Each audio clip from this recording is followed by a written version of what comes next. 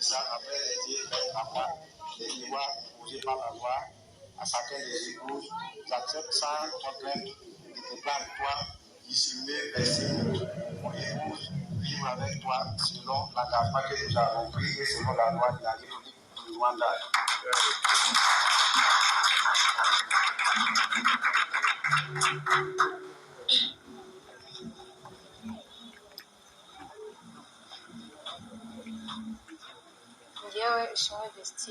nk'uko ubibona rero Vestine yamaze gusezerana byemewe n'amategeko mu murenge, aho yasezeranye n'umugabo w'umunya Burkina Faso, akaba ari we wamaze kumujyana.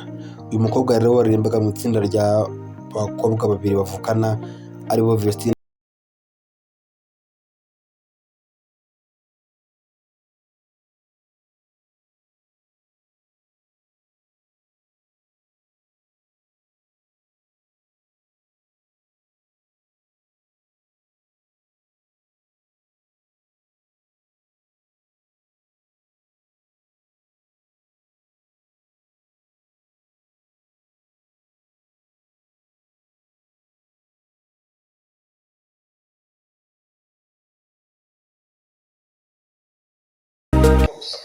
cyambere n'imyaka y'ishyingirwa.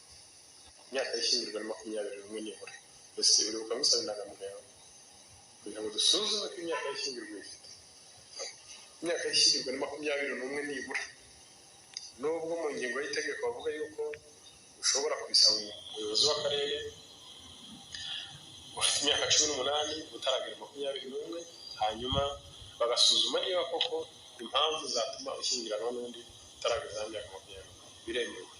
Ariko wabisabye barabisaba bakakwangira cyangwa bakaguhakanira. Iyo umuntu asabye haba ari ibintu bibiri, bashobora kwemerera cyangwa bakaguhakanira. Ishyingirwa rero ry'abageni bombi baduhaye ibyangombwa by'amavuko kugira ngo dusuzume ko imyaka y'ishyingirwa bayifite, kandi twasanze ku birebana n'uko baba bafite imyaka y'ishyingirwa isabwa n'itegeko tumva nta kibazo.